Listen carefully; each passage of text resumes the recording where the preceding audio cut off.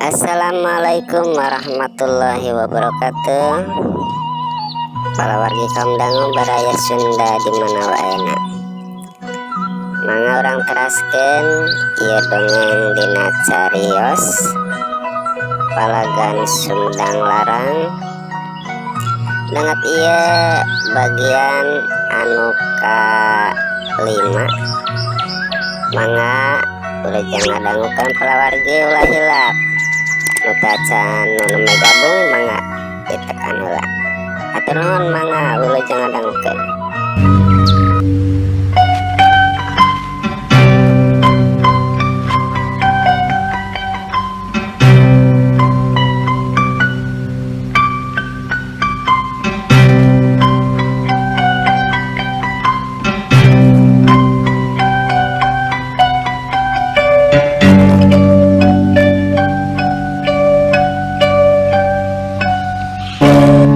Para mitra pamiarsa, wilujeng tepang dangu sareng acara batuh dongeng enteng pangbeberahmana.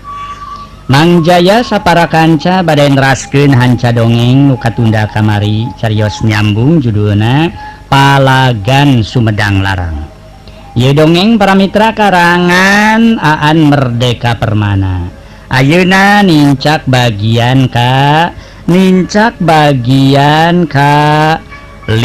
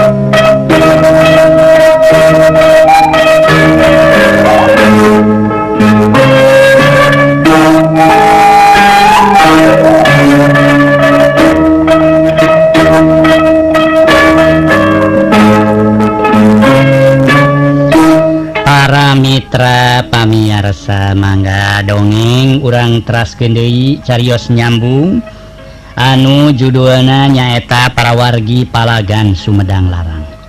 Ieu dongeng karangan Aan Merdeka Permana dina bagian ka-5. Atuh para mitra gawe babarengan antara Mang Jaya sareng saderek Aan Merdeka Permana. Di aya sanes ditujukeun ka para wargi kaum dangu di mana we ayana. Nu ngahaja ngangkat carios-carios ngeunaan pajajaran. Seueur serat nu katampi ku Mang Jaya nu teu tiasa disebatkeun hiji-hiji. Eusina pada-pada anjeunna ngarojong kana ieu acara dongeng. Pang-pang nama nu aya patula patalina cenah sareng carios-carios anu dikarang ku saderek Aan Merdeka Permana. Hatur nuhun Mang Jaya. Mang Jaya ngahaturkeun nuhun. Seueur nu nyebatkeun ku ayana ieu dongeng cenah geuning kitu cenah sajarah pajajaran teh cenah kitu. Sok sanaos ieu dongeng teh sanes carios sejarah. Namun ieu dongeng para wargi ngagunakeun kasang tukangna latar tukangna sejarah pajajaran. Tah kitu diantawisna para wargi. Atuh cenah bukti-bukti catetan sejarah tangtos anu kantos ieu mah nu kantos maca mah tangtos para wargi uninga kana catatan sejarah pajajaran kitu cenah ka para wargi oge Mang Jaya ge nambihan pangaweruh cenah para mitra ngeunaan sejarah pajajaran.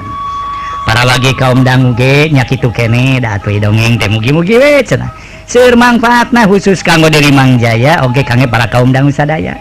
Tah diantarana serat-serat nyebatkeun yen ieu dongeng teh cenah nambahan pangaweruh. Kitu diantawisna. Nya mugi-mugi we ku aya dongeng Sunda saeutik ageungna cinta kana basa Sunda teh masih keneh aya. Kitu. Keun cenah atuh ngadangukeun cenah atuh carios Sundana kitu. Kitu geuning carita pajajaran teh kitu karuhun urang baheula teh cenah kitu para mitra. Aduh nuhun ka para wargi sadaya hatur nuhun ku ayana serat-serati para wargi Mangjaya ngaraos regreg hate bingah manah ngaraos reus oge para mitra ngaraos reus ku aya dongeng dipicintaku para wargina mangga urang teraskeun ieu dongengna judulna Palagan Sumedang Larang karangan Aan Merdeka Permana dina bagian kalima anu mana para mitra ye carios nyarioskeun perjalanan Makuta Binokasi Sang Hyang Pake anu dibawa ku Raden Aji Mantri anu memang dikawal ku Ki Jaya Perkosa sareng tilu saderekna oge para hulu balang atanapi para prajurit mangga urang teraskeun hanca dongengna etang-etang hiburan pangbeberah mana harita para wargi sadaya nu keur cumarita teh Ki Jadug oge kitu geuninganan ngakuna teh jang ngabela pola-pola jahatna manehna ngasongkeun alesan yen cenah mana jadi jalma jahat oge bongan we geus teu boga jalma saluhureun nu bisa dipake panutan hirup ceuk Ki Jadug angot ayeuna geus teu boga nagara angot ayeuna geus teu boga pamarentahan jeung geus teu boga raja cacak baheula oge nyaeta mangsa keur aya raja tapi da keur kami mah teu karasa yen unang tayungan kahirupan kami kitu ceuk Ki Jadug jiga nu nyarita padu ngab wae aya paribasa cenah para mitra bibir teu diwengku letah teu tulangan atuh harita teh Jaya Perkosa nyarita gagah sia nya cepeke ceuk Ki Jaya Perkosa nyorong ye kami mulai nyarita tanpa bukur bukti we bukti kalaya nyata bukti loba tiba heula pakuan Pajajaran gunta ganti raja tiba heula raja gunta ganti ketak tapi anger we keur kapentingan rahayat mah dibaekeun ceuk Ki Jadug ieu para mitra ucap-ucapan masyarakat dina lapisan panghandapna cenah muncik basa politik teh mah akar rumput ya teh para mitra sadaya nyebutkeun kitu cenah tiba heula pakuan Pajajaran gunta ganti raja tiba heula raja gunta ganti ketak tapi anger keur kapentingan rahayat mah dibae Jaya Perkosa nyarita deui sia mangahina Kakangjeng Prabu Siliwangi ha ceuk Ki Jaya Perkosa jika nurek nampiling nya mah raja nu wijaksana jeung nya kalahayat jika nama ukur nu eta raja teh deui dianti eta mah wah mana kanyaahna ka rakyat mana kahemana ka rakyat mana merhatikeun ka rakyat eueuh iwati Kangjeng Prabu Siliwangi Sri Baduga Maharaja nu bener-bener heman ka rakyat nu bener-bener nyaah ka rakyat nu bener-bener merhatikeun rakyat nu matak ye nu kadienakeun mah ukur harayam jadi raja we hungkul tapi maranehanana teu mampu jadi raja ari kahayam teh kudu jeung kamampuhan atuh kahayang hungkul bari teu boga kamampuhan merek naon bari lagi kabeh ukur makieukeun kaperluan dirina pribadi bari ngurus kepentingan rakyat mah kadalon-dalon rakyat mah dimangsa bodokeun nya kitu tahan matak oge rakyat mah dimangsa bodokeun ya kabeh kitu lah kecuali Kangjeng Prabu Siliwangi ceuk Ki Jadug ngadenge kitu Ki Jaya Perkosa geus rek nyegag deui bae ngan kaburu dipeper ku Raden Aji Mantri ceuk manehna teu hade marebutkeun bebeneran nu geus kaliwat kiwari mah mending ngireungeuh ka payun we Rama Uwa ceuk Raden Aji Mantri atuh ari dipeper ku kasabaran mah hate Ki Jaya Perkosa jadi leah deui sia mantok itu aing mah teu butuh ku jalma nu hirupna taya ajenan deuleu ceuk Ki Jaya Perkosa ngusir sabubuhan begal teh kabehanana ge eueuh nu palastra ari lain tatu alatan tiga debut mah waktu Kijaya perkosa diusir-usir manehna tetep tinjangjen nya ngajengjen we para mitra teu daek ini Ceki Jadug nah make kudu ngusir-ngusir rada puguh tempat maraneh nama nya di eta leuweung tur gawena bakal tetep megat-megat jalma nu sakirana bisa diarah manfaatna. Jadi si ade dia kekeh kumaha ngajahat deui ha? Mun tulu-tulu yang jahat sia pasti koyor deui. Ceki Jaya perkosa geus keheul deui bae. Hor. Nah, lamun kami jadi jalma bager bari salamet kitu. Baheula ge kidar mah jadi jelema bager, jadi jelema jujur, geuning hirupna teu salamet diobrot, dibeledig, diudag-udag, malah rek ditewak cenah.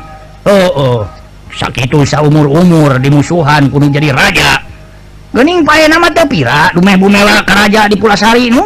Ceki Jadug matak nurihan hate Aji Mantri. Nya sabot maranehanana milampah perjalanan di sapa panjang jalan teh manehna ngadenge beja tinimiti burak rakanana pakuan Pajajaran malah mah nepi ka gempurna Pulasari di Banten. Di gempurna Pulasari nyaeta nu aya di Banten di Kaduhejo teh waktu ngadenge beja yen Pulasari digempur tur pangeusina teu disesakeun dicaremkeun kabeh satadina mah Aji Mantri hayang balik deui ka Pulasari ngan bae Kijaya perkosa teu satuju. Ngaso heula para mitra sadaya, ngaso para mitra, ngaso.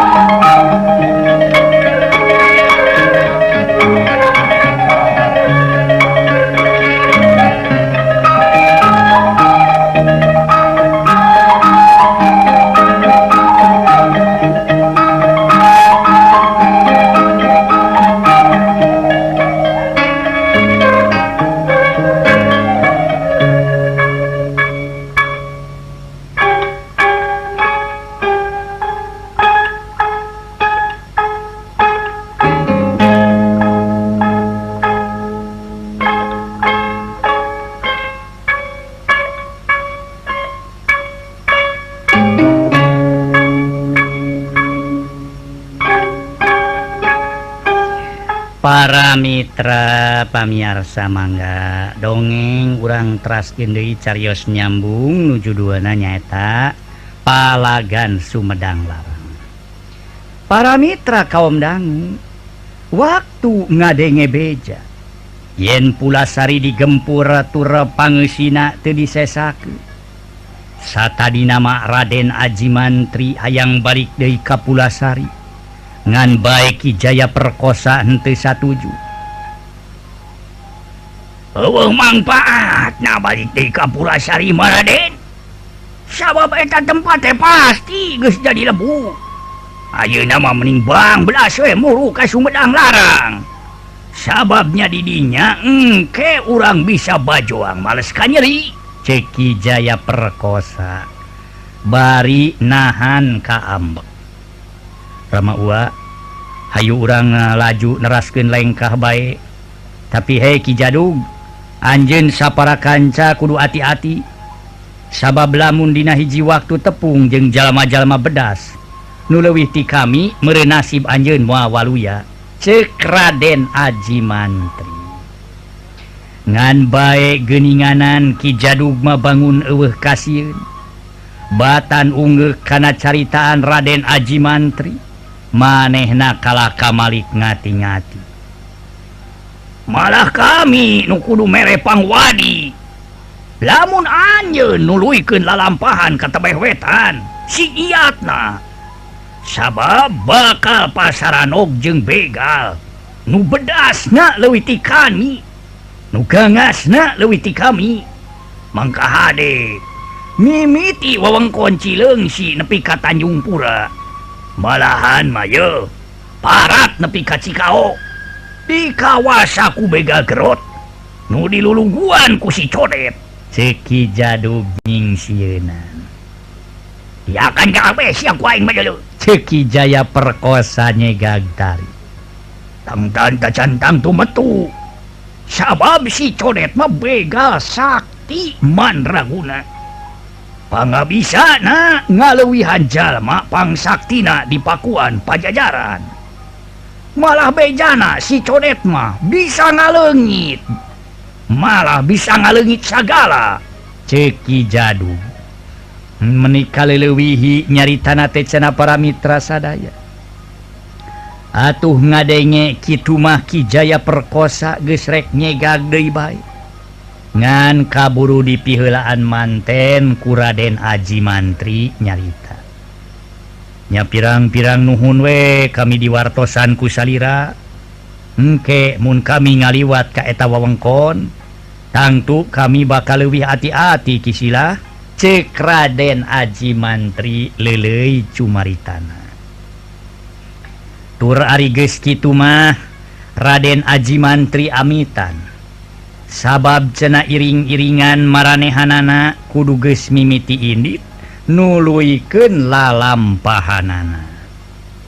Para mitra anu mulya, malah jiga nu teu mere kasempetan ka Ki Jaya perkosa sangkan teu cacarita deui.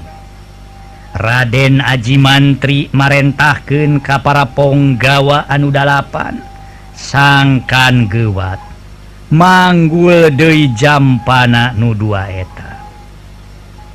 Atuh ari geus kitu mah rombongan mimiti indit deui ningalkeun eta leuweung jembet, leuweung ganggong simagonggong, alas roban anu kacida pisan geumeunana. Ki Jadug katut wadia baladna ukur bisa neuteup molohok olohok ngemang kadu molohok mata simeteun. Bari hatena kebeku pananya cenah saha atuh sabenerna maranehanana. Aneh. Papakeanana jiga rakyat biasa. Tindak tanukna nyeples menak. Lamun mah maranehanana menak. Menak Pajajaran. Nah menak nu mana atuh? Maranehanana jiga-jiga keur ngakut dunya barana nu kawilang gede ajena. Tapi deuk dibarawa ka mana nya? Kitu ceuk pikir Ki Jadug. Dugal. Cing gewati tah saha bae. Sangkan gura giru miheulaan eta iring-iringan. Gewat bejakeun ka balad si Codet di Cileungsi. Sangkan megat-megat eta romongan euy. Ceki Jadug. Manehna ngarasa panasaran ku itu ku ieu. Salian ti panasaran hayang ngore saha jalma-jalma aheng nu bieu meruhkeun manehanana. Oge bari sakalian hayang dipangnaurkeun hutang. Ngaso heula para wargi sadaya, ngaso.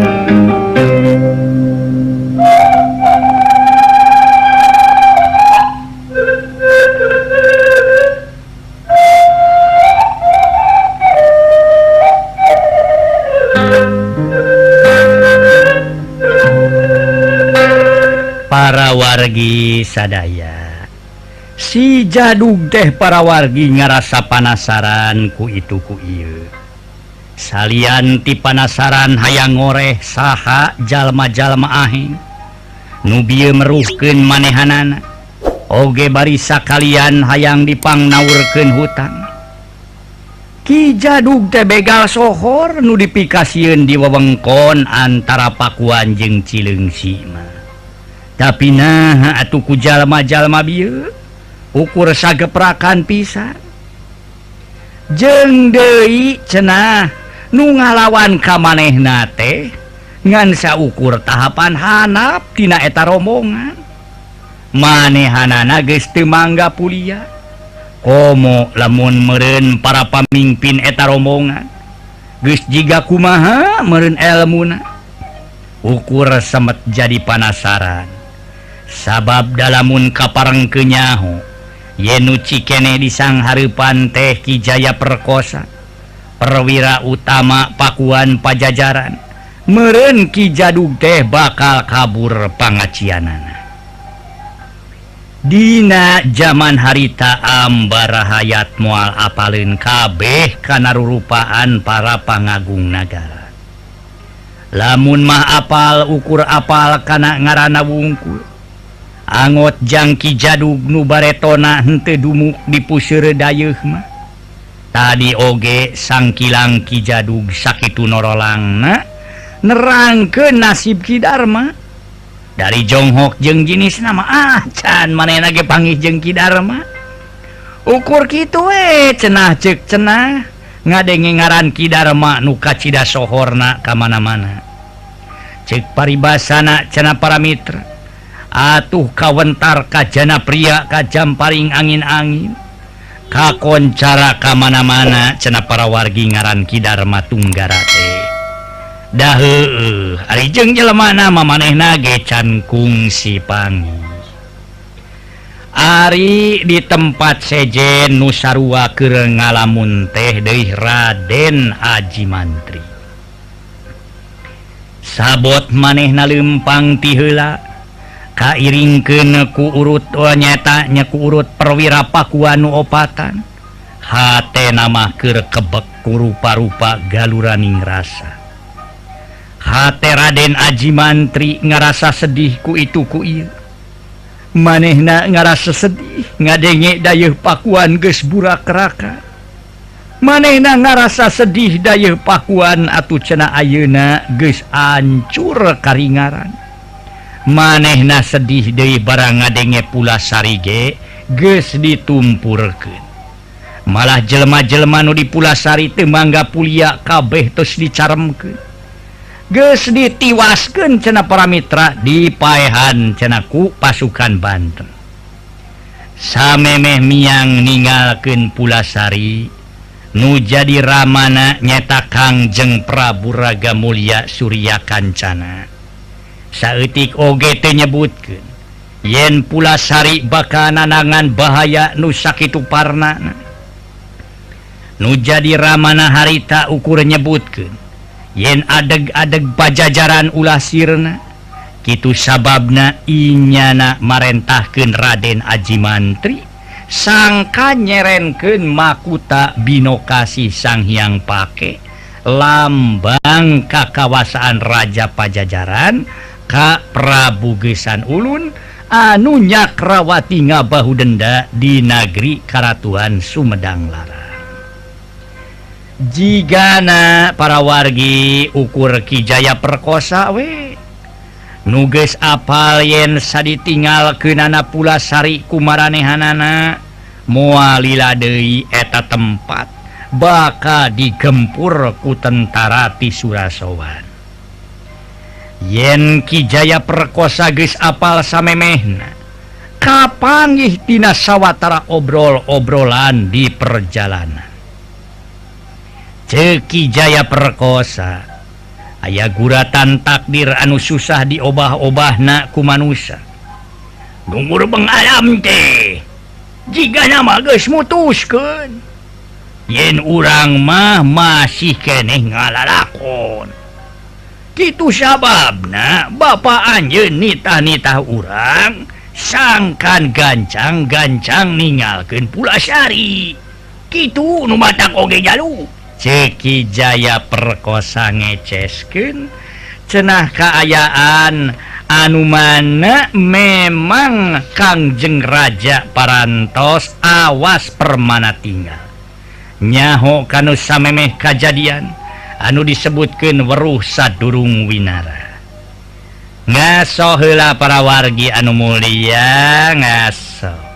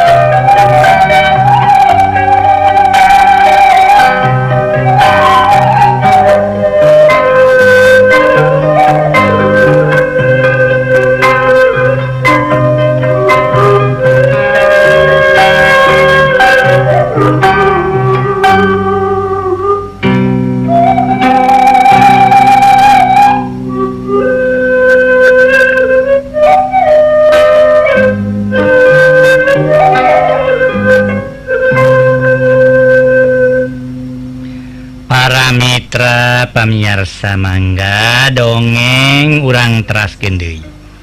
Cariyos nyambung anu judulna nyaeta Palagan Sumedang Larang. Para mitra kaum dangu, barang atuh Raden Aji Mantri ngadenge omong-omongan Ki Jaya perkosa kitu pandena. Hate Aji Mantri ngarasa helo.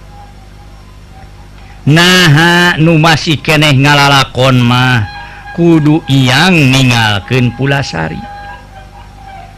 Jadi nu teu ninggalkeun Pulasari mah kudu geus eureun ngalalakon. Kitu meureun nya uwa. Tapi lalakon teh lalakon naon uwa? Ceuk hate Aji Mantri.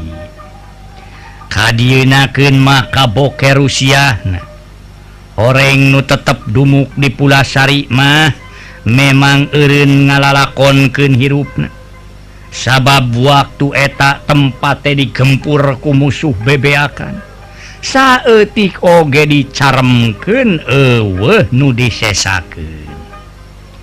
Sanggeus dayeuh pakuan burak-rakan jeung sanggeus Pulasari diburak-bari. Karasa pisan ajurna ajen hirup teh. Sabab ayeuna Raden Aji Mantri geus lain anak raja jeung geus teu boga nagara.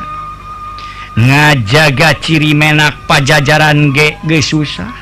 Sabab mun haben-haben ngangarakeun maneh tangtu baka diarah-arah ku musuh. Tangtu bae pola susulumputan kitu teh lain dumeh sieun pae. Ngan bae susulumputan teh dumeh hayang mertahankeun amanah nu jadi bapa nyaeta kudu salamet nepi ka Sumedang Larang bari bisa nyerenkeun lambang kakawasaan raja. Waktosna seep para mitra sadaya, waktosna kabujeng seep. Rupina dugi ka dieu bae heula cariyos nyambung judulna Palagan Sumedang Larang. Karangan Aan Merdeka Permana, karangan Aan Merdeka Permana dina bagian kalima. Ulah kirang-kirangnya ngahapunten dina kakirangan sareng kalepatanana. Sapunyere pegat simpai paturai patepang deui. Wilujeng kantun bae mangga permia.